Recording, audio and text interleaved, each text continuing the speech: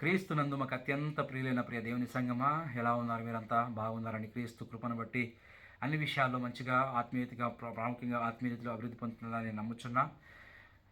ఈరోజు మన ఆత్మీయుల కొరకు ఏర్పరచుకున్న దేవుని వాక్యము పాత నిబంధన నుంచి యెషయా రాసిన గ్రంథము 53వ అధ్యాయం మొదటి 3 వచనం, అదే రీతిగా క్రొత్త నిబంధన నుంచి యోహాను రాసిన సువార్త 6వ అధ్యాయం 22 నుంచి 27 వచనం మనం ఈరోజు ధ్యానించబోతున్నాం. ప్రేమ దేవుడు అందరికీ తెలిసిందే. గడిచిన కొన్ని దినాలుగా శిలువగా వేయబడిన యేసుక్రీస్తు యొక్క ఉద్దేశాల గురించి ధ్యానం చేసుకుంటూ వచ్చాం. కొన్ని అంశాలపైన తర్వాత ఆయన పిలుపుని బట్టి మనం ధ్యానించుకుంటూ వచ్చాం. అదేవిధంగా మూడవదిగా మనం చూసుకున్నట్లయితే ఆయనను దర్శించిన కొంతమంది వ్యక్తుల జీవితాలను మనం ధ్యానించుకుంటూ వచ్చాం. జరిగిన కార్యాలను చూసుకుంటూ ధ్యానించుకుంటూ వస్తున్నాం. అదే రీతిగా ఆ వ్యక్తులను చూసినట్లయితే జ్ఞానులు, లేకపోతే శతాధిపతి, లేకపోతే పరిచయులు, పెద్దలనే విషయాలు మనం ధ్యానించుకుంటూ వస్తున్నాం. ఈరోజు కూడా ప్రియమైన దేవుని బిడ్డారా, మనము ధ్యానించబోయే వ్యక్తులు ఎవరంటే, ఈరోజు ఆయన క్రీస్తును కలుసుకున్న ప్రాముఖ్యమైన వ్యక్తులు ఎవరంటే సామాన్యమైన ప్రజలు. సామాన్యమైన ప్రజలు మనం కూడా వస్తాం కదండి, లేకపోతే అధికారంలో ఉన్నారేమో, లేదంటలేదు. కానీ అయితే ఈరోజు చాలా ఒక ప్రాముఖ్యమైన అంశం ఈరోజు మనం ధ్యానించబోతున్నాం. ప్రియమైన దేవుని బిడ్డ, చూడండి, చరిత్రను మనం గమనించినట్లయితే చరిత్ర అంతా కూడా ఒకవేళ త్రూఅవుట్ ద హిస్టరీ మనం గమనించినట్లయితే ప్రియమైన బిడ్డరా, వచ్చిన అనేక మంది వ్యక్తులు, జ్ఞానులు కానీ లేకపోతే పండితులు కావచ్చు, అవునా, అంత మాత్రం కాకుండా మనం చూసుకున్నట్లయితే చాలా పెద్ద పెద్ద వ్యక్తులు ఉన్నవారు, మంచి విజ్ఞానులు, లేకపోతే ఏమంటారు తత్వవేత్తలు, వీళ్ళంతా కూడా సత్యాన్ని వెతుక్కుంటూనే వచ్చే రాజులు కావచ్చు. అనేక మంది ఎప్పటికీ కూడా నిత్యాన్వేషణలుగానే ఉన్నారు.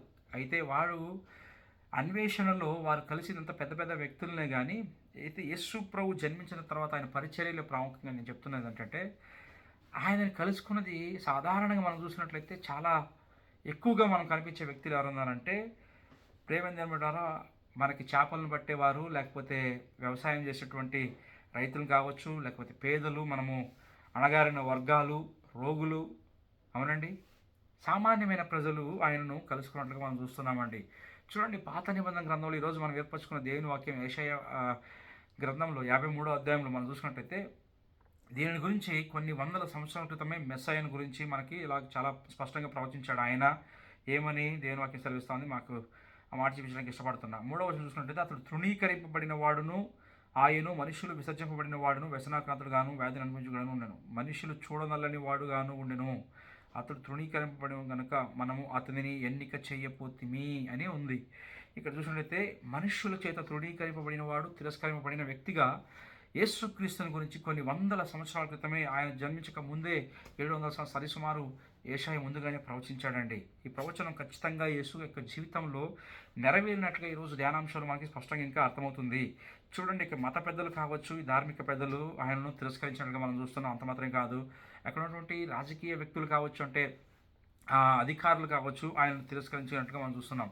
కానీ ఆయనకి దగ్గరకు వెళ్ళిన వ్యక్తులు ఎక్కువగా మనం చూసినట్లయితే సామాన్యమైన ప్రజలే ఆయనను వెతికినట్లుగా దేవుని వాక్యం మనకి స్పష్టంగా తెలియజేస్తూ ఉన్నారు. ఎందుకంటే శిలువబడిన యేసుక్రీస్తు మనం గమనించినట్లయితే ఆయన ఎక్కువగా ఆయన చెప్తున్నాడు కదా, ఏంటది, నేను బాధపడుతున్నా అంటే ఆయన కనికరం గల స్వభావము, ఆయన కరుణ ఎటువంటిదంటే బాధపడుతున్న వ్యక్తులతో దగ్గరగానే, లేకపోతే మనుషుల హృదయాన్ని అర్థం చేసుకునే వ్యక్తులు ఎక్కువగా ఆయన తాకినట్లుగా మనము అర్థం చేసుకునే వ్యక్తిగా మనం చూస్తున్నాం. ప్రేమని ఏమిటారా, చాలామంది కూడా మరలా చెప్తున్నారు. రెండవ విషయంగా, అనేక మంది శిలువబడిన యేసుక్రీస్తును తిరస్కరించారండి. మనం చదువుకున్న విషయం చూసినట్లయితే ఒకసారి చదువుతాను నేను మళ్ళా. యెషయా 53:1 నుంచి, మేము తెలియజేసిన సమాచారము ఎవడు నమ్మెను? యెహోవా బాహువు ఎవనికి బయలుపరచబడెను? లేత మొక్క వలెను, ఎండిన భూమిలో మొలిచిన మొక్క వలెను అతడు ఆయన ఎదుట పెరిగెను. అతనికి స్వరూపమైనను సొగసైనను లేదు. మనం అతనిని చూచి అపేక్షించినట్లుగా అతని యందు స్వరూపము లేదు. అతడు తృణీకరింపబడిన వాడును, ఆయను మనుషుల వలన విసర్జింపబడిన వాడును, వ్యసనాక్రాంతుడుగాను, వ్యాధి అనిపించేవాడు గాను, మనుషులు చూడనల్లని వాడును గాను ఉండెను. అతడు తృణీకరింపబడిన వాడును గనుక మనం అతన్ని ఎన్నిక చేయకపోతిమి. ఇక్కడ చూసుకున్నట్లయితే ప్రియమైన బిడ్డలారా, దేవుడు యేసుప్రభువును మెస్సయ్యగా పంపినప్పటికీ కూడా అనేకులు అక్కడ ఆయన తన కుమారుణ్ణి అంగీకరించలేదు, నమ్మలేదండి. వారి యొక్క ఉద్దేశము, వారి ఆలోచన చూసుకున్నట్లయితే యెహూదులది మెస్సియా ఒక గొప్ప రాజుగా రావాలని. కానీ యేసుప్రభు వచ్చింది ఎలాగా? మనందరికీ తెలుసు కదండి, ఆయన సామాన్యమైన పూరిపాకలో ఆయన జన్మించినట్లు పశువుల తట్లు మనం జన్మించినట్లు చూస్తున్నాం. ఆయన జననం సాధారణం, ఒక చిన్న గ్రామంలో ఎక్కడో నజరేతులో ఆయన పుట్టి ఎక్కడో పెరిగినట్లుగా మనం చూస్తున్నాం. అంత మాత్రమే కాదు, చిన్న గ్రామం అంటే చిన్న గ్రామంలో పెరిగినట్టు చూస్తున్నాం. అంత మాత్రమే కాదు, ఆయన జీవించినంత కూడా సామాన్య ప్రజల మధ్యలోనే అని దేవుని వాక్యం మనం చూస్తున్నాం. అనేక మంది దీన్ని బట్టి ఆయనను తిరస్కరించినట్టుగా మనం గమనించాలండి. ఎందుకంటే ఇక్కడున్న ఈ మత నాయకులు, యెహూద నాయకులు కావచ్చు, లేకపోతే వారు గమనించింది, వారు ఆశించింది, నేను ఇందాక చెప్పాను, వారికి విమోచనించే నాయకుడు, లేకపోతే వారికి విడుదలను చేసే నాయకుడు ఆశించారు. వారు అంటే గొప్ప పొలిటికల్ రాజకీయవేత్తగా వారిని ఆయన ఉండాలని ఆశించారు. కానీ యేసును చూసినట్లయితే ఆయన సఫరింగ్ క్రైస్ట్ అంటామంటే బాధపడే శ్రమను అనుభవించే సేవకుడిగా ఆయన వచ్చినట్లుగా మనము చూస్తున్నాం. అందుకే ఆయన తృణీకరించినట్లుగా దేవుని వాక్యం మనం గమనిస్తున్నాం. దేవుడు గమనించాడు ఒక ఆత్మీయ సత్యాన్ని మనం తెలుసుకున్నట్లయితే, మనుషులు చాలాసార్లు మన జీవితంలో సామాన్యంగా జరిగింది ఏంటంటే తెలుసా, బాగా తగ్గించుకున్నట్టు కనపడ్డామనుకోండి, వీడికి ఏం కాదులే, వీడికి ఏం తెలియదులే అన్నట్టు, వీడికి ఏం లేదులే అన్నట్టు కూడా తిరస్కరించే సందర్భాలు, అంటే తక్కువగా చూసే జనాలు కూడా ఈరోజు ప్రపంచంలో మానలేదండి. ఖచ్చితంగా చూడండి కావాలంటే మీరు. కానీ మనం గమనించే విషయం ఏంటంటే, దేవుడు విధేయతలోనే, లేకపోతే తగ్గించుకునే వ్యక్తిలోనే తన మహిమను చూపించగల దేవుడిగా ఉన్నాడని మనం గ్రహించాలి సత్యాన్ని. శిలువ మనుషులకు ఒక ఓటమిలా కనిపించవచ్చు, కానీ అది దేవుని యొక్క మహా విజయము, మనందరికీ దేవుడు అనుగ్రహించిన శ్రేష్ఠ విజయం అని మనం గుర్తించాలండి. ప్రేమించడం. అందుకే దేవుని వాక్యం చూసుకున్నట్టయితే 1 కొరింథీయులకు రాసిన పత్రిక 1వ అధ్యాయం 22వ వచనం ఇలాగంటది. చూడండి, 1 కొరింథీయులు 1:22లో అపోస్తలుడైన పౌలు ఇలాగంటాడు, యూదులు సూచన క్రియలు చేయమని అడుగుచున్నారు, గ్రీకు జ్ఞానమును వెతుకుచున్నారు, అయితే మేము సిలువ వేయబడిన యేసును ప్రకటించున్నాము అంటున్నాడు. ఇక్కడ చూడండి, మనం గమనించినట్లయితే ఇంకా దానికంటే ముందు కిందకి వెళ్తే 27వ వచనం, క్షమించండి, దేవుని వాక్యం ఎలా సెలవిస్తూ ఉంది, ఏ శరీరం దేవుని ఎదుట అతిశయింపబడుకుంటూ జ్ఞానులను సిగ్గుపరచుటకు లోకంలో నుండి వెర్రి వారిని దేవుడు ఏర్పరచుకొని ఉన్నాడు, బలవంతులైన వారిని సిగ్గుపరచుటకు లోకంలో బలహీనులైన వారిని దేవుడు ఏర్పరచుకున్నాడు, ఎన్నికైన వారిని వ్యర్థము చేయుటకు లోకంలో నీచులైన వారిని, తృణీకరింపబడిన వారిని, ఎన్నిక లేని వారిని దేవుడు ఏర్పరచుకున్నాడు. చూడండి, ఎంత వాక్యం స్పష్టంగా తెలియజేస్తామండి. అంటే దేవుడు బలహీనమైన వాటిని, ఎన్నిక లేని వాటిని, మనుషులు తిరస్కరించే వ్యక్తుల్ని ఇక్కడ ఎన్నుకునేవాడుగా మనం చూస్తున్నాం. అంత మాత్రమే కాదండి, మత్తాయి రాసిన సువార్త 11వ అధ్యాయం 20లో చూసినట్లయితే అక్కడ ఒక మాట కనపడుతుంది. అక్కడ కూడా మనం చూసినట్లయితే, ఆ సమయం నా యేసు ప్రభు చెప్పింది మీకు, తండ్రి ఆకాశములను భూమికిని ప్రభువా, నీవు జ్ఞానులను వివేకులను ఈ సంగతులను మరుగు చేసి పసిబాలుకును బయలుపరిచిన వారిని నిన్ను స్తుతించున్నాను అంటాడు. అక్కడ జ్ఞానులకి, గొప్ప గొప్ప వ్యక్తులకు ఈ యొక్క సంగతులను మరుగుపరిచామంటాడు. అంతేకాదు కూడా మనం ధ్యానించుకున్నాం. ప్రసంగి 3:11 కూడా ఉంటాడు కదా, దేవుడు అనంతకాల జ్ఞానం మనుషులకు పెట్టాడు, కానీ అయితే దేవుని యొక్క కొన్ని కార్యాలు తెలుసుకోవడానికి మనిషి వల్ల సాధ్యము కాదు. అంటే ఇక్కడ మళ్ళీ వేరే ఇది వెళ్ళడం వద్దు, కానీ ఇక్కడ ఏంటంటే దేవుని యొక్క ఉద్దేశము ఎన్నిక లేని వారిని, అంటే తృణీకరింపబడిన వ్యక్తులుగా ఉన్నటువంటి దేవుడు ఎన్నుకునేవాడుగా ఉన్నాడనే ఒక సత్యాన్ని మనకు తెలుసుకోవాలండి ప్రేమించిన బిడ్డలారా. ఎందుకంటే ఇక్కడ చూసినట్లయితే మూడో విషయంగా మనం సామాన్య ప్రజలే యేసు ప్రభువును వెతికినట్టుగా ఈరోజు మనం ధ్యానించబోతున్నాం. యోహాను రాసిన సువార్త 6వ అధ్యాయము 22 నుంచి 24 వచ్చిన మనం తెలుసుకున్నట్లయితే, ప్రేమించిన బిడ్డలారా, ఒకసారి మనం వాక్యం చదువుకుందాం. మర్నాడు సముద్రపు టద్దరిని నిలిచిన జనసమూహం వచ్చి చూడగా ఒక చిన్న దోణి తప్ప అక్కడ మరి ఒకటి లేదని యేసు తన శిష్యులతో కూడా దోణి ఎక్కలేదు, కానీ ఆయన శిష్యులు మాత్రమే వెళ్ళిరని తెలుసుకుంది. అయితే ప్రభువు కృతజ్ఞతాస్తుతులు చెల్లించినప్పుడు వారు రొట్టె భుజించిన చోటుకు దగ్గరనున్న తిబిరియా నుండి వేరే చిన్న దోణిలు వచ్చాను. కాబట్టి యేసును ఆయన శిష్యులను అక్కడ లేకపోవడం జనసమూహం చూసినప్పుడు వారి చిన్న దోణిలకి యేసును వెతుకుచూ కపెర్నహూమునకు వచ్చేది. సముద్రపు టద్దరిని ఆయనను కనుగొని, బోధకుడా, నీవెప్పుడు ఇక్కడికి వచ్చి అడగగా యేసు మీద సూచనలను ఇక్కడ కింద మనం తర్వాత ధ్యానించుకుందాం. ఇక్కడ చూసినట్లయితే ఇక్కడ ఏం గమనిస్తామంటే, 5,000 మంది ప్రజలకు ఆహారం ఇచ్చిన తర్వాత ప్రజలు యేసుని వెంబడించడము, లేకపోతే యేసుని వెతకడం ప్రారంభించినట్టుగా మనం గమనించాలి. వారు సముద్రాన్ని కూడా అద్దరికి దాటుకుని మరీ వెతికినట్టుగా మనం చూస్తున్నామండి. చూడండి, ఇది వారికి ఆయన పైన ఉన్న ఆకాంక్షను, లేకపోతే ఒక జీల ఆశను చూపిస్తూ ఉంది. తన యొక్క చరిత్ర మనం గమనించినట్లయితే, ప్రేమించిన ఆ కాలంలో పేదరికం చాలా ఎక్కువగా ఉండేదని మనం తెలుసుకోవాలి. అంత మాత్రమే కాదండి, రోమా ఒక సామ్రాజ్యంలో రోమియోలు పన్నుల భారం చాలా అధికంగా ఉండేది. రైతులేంటి, లేకపోతే చేపలు పట్టే మత్స్యకారులేంటి, వారి జీవితం చాలా దుర్బలంగా లేకపోతే కష్టంగా వారు జీవించినట్లుగా మనము చరిత్రలో మనం గమనించవచ్చు. కానీ ఎప్పుడైతే వాడేటువంటి పరిస్థితుల్లో యేసుప్రభుని చూశారో, యేసుప్రభు అద్భుత కార్యాలను చూశారో, ఆ ప్రజలు ఆయన పైన ఆశను పెంచుకున్నట్లుగా మనం చూస్తున్నాం. ఎందుకంటే మనకు బాగా తెలుసండి, ఆయన చాలా చోట్ల రోగుల్ని స్వస్థపరుచుకుంటూ వచ్చాడు. అంత మాత్రం కాదు, ఆకలితో ఉన్న వారిని ఆయనకు ఆహారం ఇచ్చాడు. పాపుల్ని కూడా స్వీకరించినట్టుగా మనం చూస్తున్నాం. కరుణతో దగ్గరకు తీసుకొని ప్రేమతో ఆయన ప్రేమను చూపించినట్లుగా మనము వాక్యాలను చూస్తున్నాం. అందుకే సామాన్య ప్రజలు ఆయనను వెంబడించినట్టుగా మనము దేవుని వాక్యాలను చూస్తున్నామండి. ఇక్కడ ఆత్మీయ అర్థం మనం తెలుసుకోవాల్సిన విషయం ఏంటంటే, ఈ యొక్క శ్రమను అనుభవించేటువంటి మనుషులు, లేకపోతే బాధను అనుభవించినటువంటి మనుషులు ఎప్పుడు దేవుని అవసరాన్ని త్వరగా గుర్తించేవారుగా ఉన్నారు. ఎవరైనా చూడండి, కష్టం మనం కూడా చెప్పాం కదా, కష్టం వచ్చినప్పుడు లేకపోతే బాధలు వచ్చినప్పుడు కన్నీళ్ళు వచ్చినప్పుడు దేవుడు సడన్గా మనకు బాగా గుర్తొస్తాడు. ఇక్కడ కూడా వారి యొక్క ఆశలు చూడండి, వారి కష్టాలు, వారి ఇబ్బందుల మధ్యలో దేవుడు అవసరాన్ని చాలా స్పష్టంగా వారు త్వరగా గుర్తించే వ్యక్తులు కనబడుతున్నాం. గర్వం ఉన్నవారు, అహంకారం ఉన్నవారు దేవుని అవసరం లేదు అనుకుంటారండి. అన్నీ బాగా నడుస్తుంటే, 5 ఏళ్ళు బాగా లోపలికి వెళ్తుంటే ఎవరు అవసరం లేనట్టు కొన్నిసార్లు మనిషి బిహేవ్ చేసేవాడుగా ఉన్నాడు. కానీ విధేయత కలిగినటువంటి వ్యక్తులు, తగ్గించుకున్నటువంటి వ్యక్తులు, సామాన్యమైన ప్రజలు అక్కడ వెతికినట్లుగా ఆయన్ని మనం చూస్తున్నామండి. అయితే వారి ఉద్దేశాలు మన చరిత్ర చూసుకున్నాం. వారి యొక్క అవసరతలు బట్టి ఆయన వెతికారు. కానీ ఆ యొక్క ఉద్దేశాన్ని ఎరిగిన యేసు ప్రభు వారి యొక్క ఉద్దేశాలను సరిచేస్తున్నట్టుగా మనం కింద వచనంలో మనం గమనించవచ్చండి. 26వ వచనంలో అంటాడు, యేసు మీరు సూచనలను చూచుట వలన కాదు కానీ రొట్టెలను భుజించి తృప్తి పొందుట వలనే నన్ను వెతుకుచున్నారని నేను మీతో నిశ్చయముగా చెప్పుచున్నాను అంటున్నాడు. ఆయన ఏమంటున్నాడంటే, మీరు అద్భుతాలు వల్ల కాదు, రొట్టెలు తిన్నందుకు లేకపోతే గొప్ప కార్యాలు చూసేందుకు కాదు, కానీ మీరు అన్నము లేకపోతే రొట్టెలు భోజనందుకు నన్ను వెతుకుతున్నారు, ఆహారం గురించి నన్ను వెతుకుతున్నారని చెప్తున్నారు.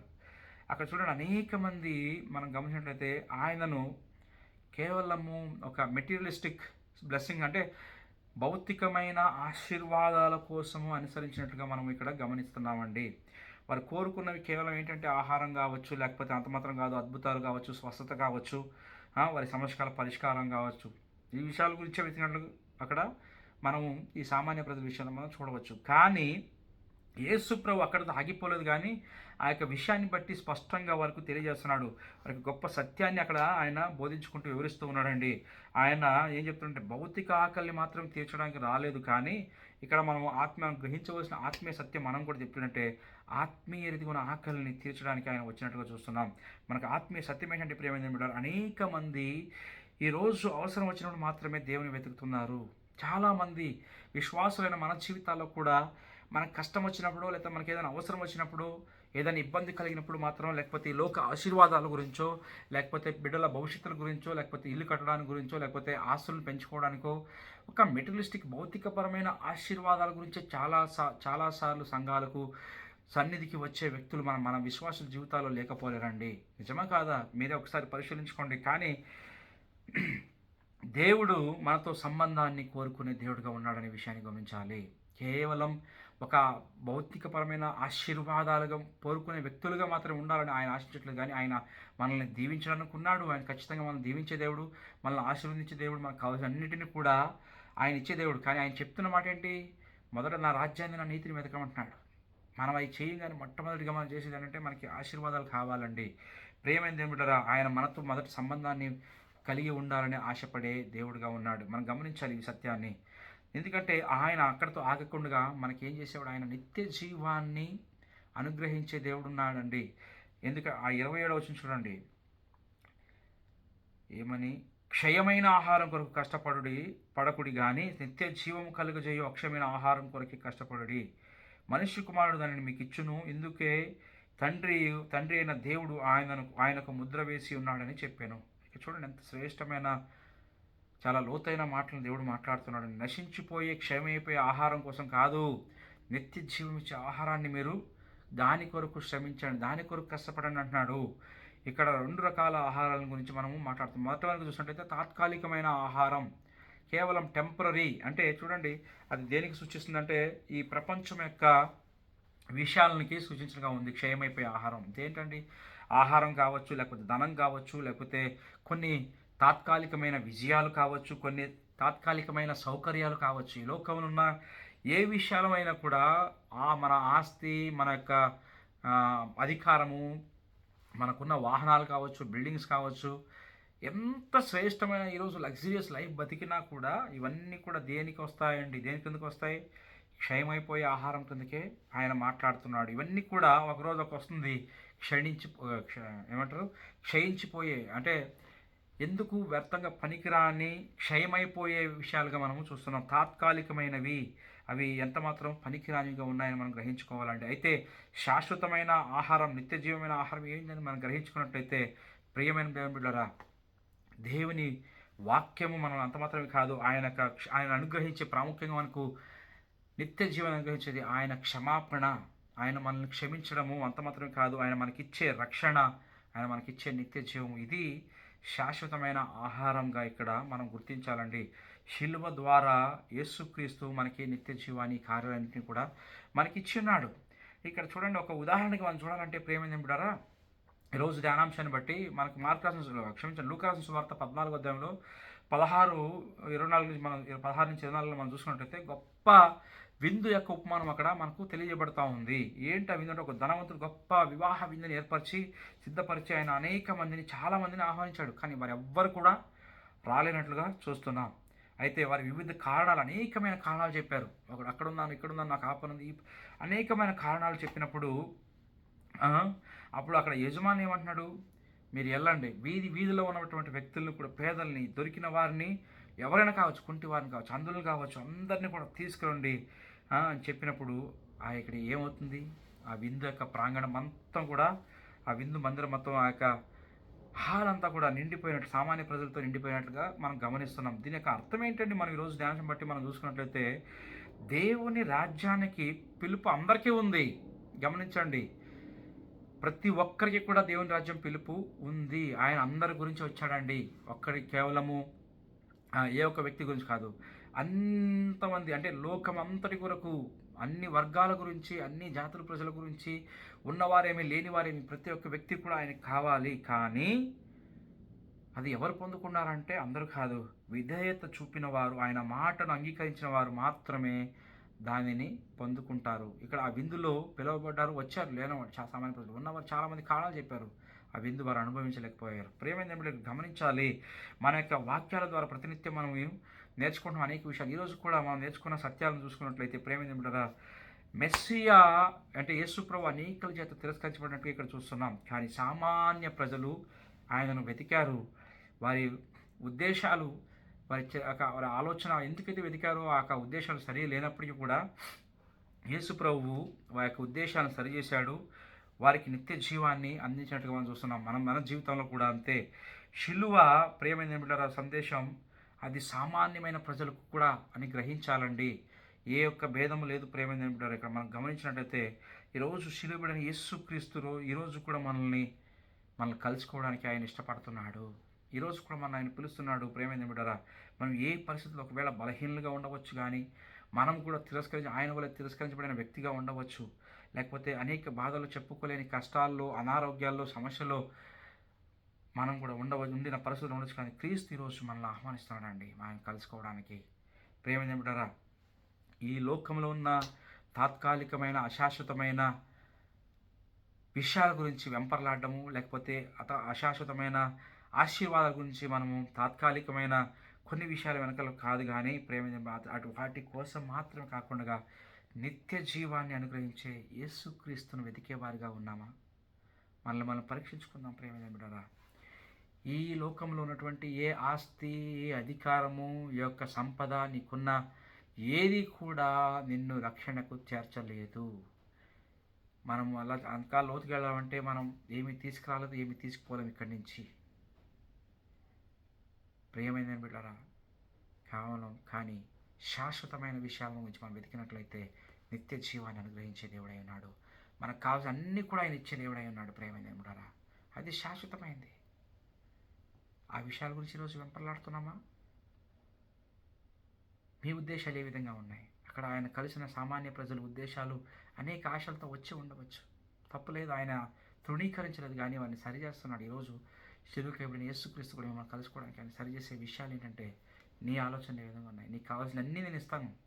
ఈ లోకంలో ఉన్నప్పుడు కూడా నేను దీవిస్తాను. కానీ మొదట నా రాజ్యం, నా నీతి, నన్ను వెతుకు. మీ నిత్య జీవము శాశ్వతమైన దాని గురించి వెతుకు. నువ్వు దేని గురించి వెతుకుతున్నావు? నీ ప్రయాసం దేని గురించి? ఒక్కసారి మన జీవితాన్ని సరి చేసుకుందాం. ఆయన కలుసుకున్న వ్యక్తులు ఈరోజు సామాన్య ప్రజలు. మనం కూడా అదే కోవలో ఉన్నాం. సామాన్య వ్యక్తులు ఉన్న మన అనేక ఆశలతో ఉండవచ్చు, తప్పలేదు. కానీ వాటన్నిటికంటే ఎక్కువ శ్రేష్టమైనది నిత్య జీవం. శాశ్వతమైన దాని గురించి, శాశ్వతమైన గురించి మనము వెతికేవారిగా, పాకులాడేవారిగా, వెంపర్లాడేవారిగా, అంటే ఇష్టపడేది దాని కోసం మనం ప్రయత్నించే వ్యక్తులుగా ఉన్నామండి. అశాశ్వతమైన విషయాలు మనకొద్దు. ఈరోజు ఆయన నిన్ను కలుసుకోవడానికి సిద్ధంగా ఉన్నాడు. ఏ విషయం గురించి వచ్చావో స్పష్టంగా ఆయన ముందు నువ్వు నిలబడినట్లయితే, ఒకవేళ నీ ఆలోచన సరిలేకపోతే, ఆ సరి అయిన ఆలోచనలతో నువ్వు ఆయన ముందుకు వచ్చినట్లయితే, ఆయన నిన్ను కలుసుకొని కావాల్సిన సమస్తాన్ని ఇహలోకమందును పరలోకమందు కూడా నిత్య జీవాన్ని అనుగ్రహించేవాడు. కానీ శాశ్వతమైనది పరలోకం మాత్రమే. దాని గురించి మనం ప్రయత్నం చేద్దాం. దేవుడు మనల్ని ఆశీర్వదించును గాక. ఆమేన్.